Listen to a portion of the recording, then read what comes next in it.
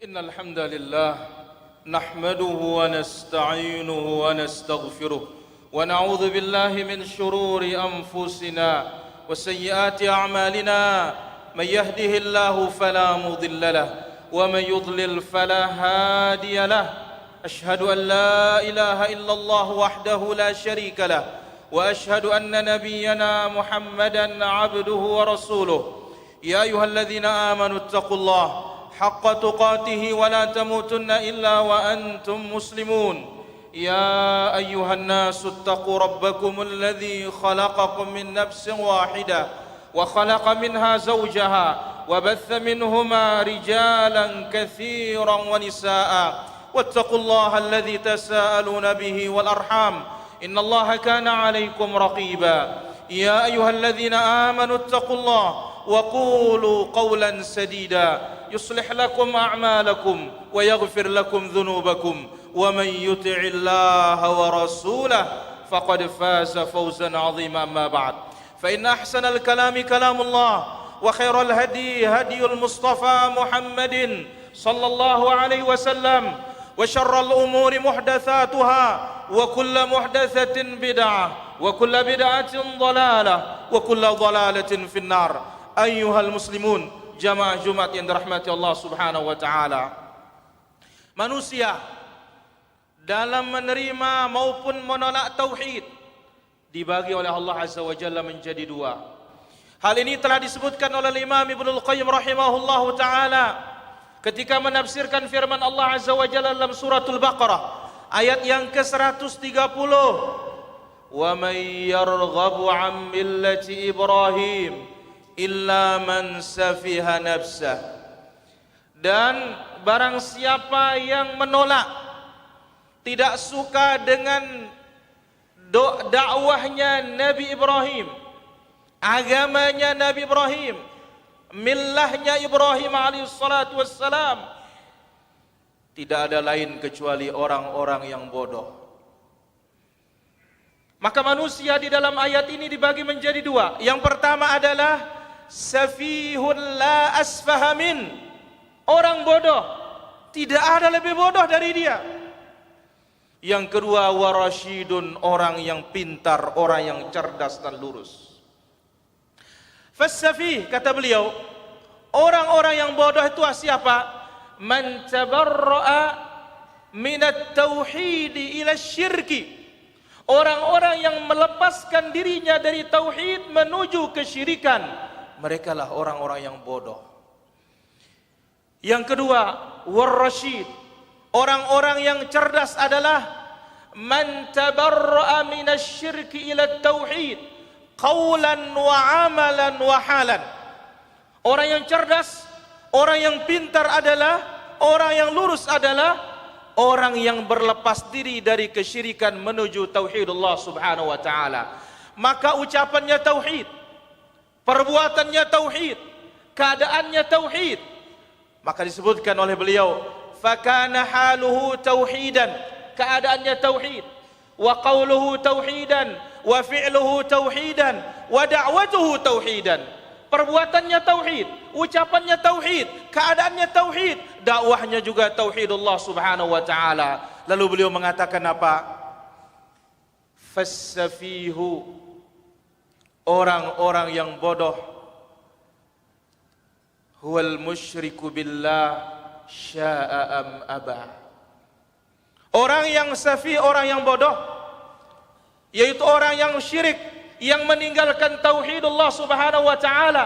Faman taraka tauhida fahuwa musyrikun sya'a am aba. Siapa yang meninggalkan tauhidullah subhanahu wa ta'ala, maka dia jatuh dalam kesyirikan. Dia mau maupun tidak mau, pasti jatuh dalam kesyirikan. Yang kedua, wa man taraka sunnata, dan siapa meninggalkan sunnah, fahuwa mubtadi'un dhallun sya'a am aba, maka dia menjadi ahli bid'ah, sesat, mau tidak mau pasti akan terjerumus di dalamnya. Oleh karena itu para hadirin rahmati Allah subhanahu wa ta'ala, dalam ungkapan yang lain beliau mengatakan, wal usulul lati tambani alaih sa'adatul insan thalathatun, pokok yang di atasnya dibangun kebahagiaan manusia itu ada 3. Faman faqada minha waqa'a fi dhiddiha. Siapa yang kehilangan dari 3 pokok ini, maka dia jatuh dalam lawannya. Yang pertama adalah pokok kebahagiaan itu adalah tauhidullah subhanahu wa ta'ala. Siapa yang kehilangan tauhid, maka dia jatuh dalam kesyirikan. Yang kedua, kebahagiaan itu sumbernya adalah sunnah. Siapa yang kehilangan sunnah, jatuhlah dia dalam bid'ah, mau tidak mau. Yang ketiga adalah at-ta'ah, ketaatan kepada Allah. Siapa yang kehilangan ketaatan kepada Allah, pasti dia jatuh dalam kemaksiatan. Aqulu qouli hadza wa astaghfirullah li wa lakum wa lisairil muslimina min kulli dhanbin fastaghfiru innahu wal ghafurur rahim.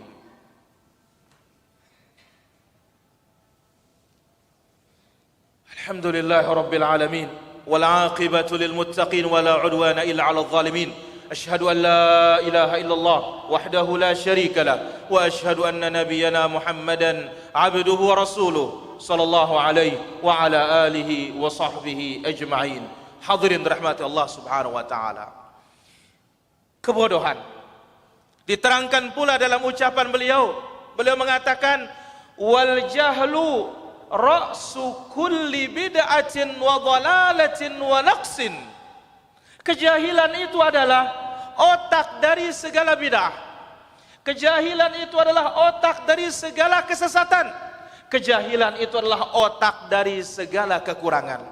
Sebaliknya, wal ilmu huwa ra'su kulli khairin wa hudan wa kamalin.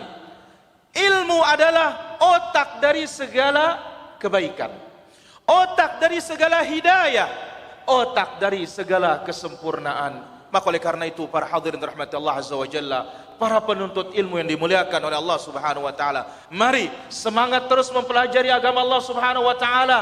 Karena dengan hanya ilmu, Allah subhanahu wa ta'ala akan mengangkat umat ini dari berbagai macam kesesatan dan petaka. Allahumma ghafir lil muslimin wal muslimat wal mu'minina wal mu'minat al ahya'i minhum wal amwat innaka sami'un qaribun mujibud da'wat wa ya qadhiyal hajat. Rabbana zalamna anfusana wa illam taghfir lana wa tarhamna lanakunanna minal khasirin. Allahumma ati nufusana taqwaha wa zakkiha anta khairu man zakkaha anta waliyuha wa maulaha ya akramal akramin wa ya ajwadal ajwadin. Allahumma aminna fi awtanina. Allahumma aslih wulata umurina warzuqhumul bitanata as-salihata tu'inuhum alal khair.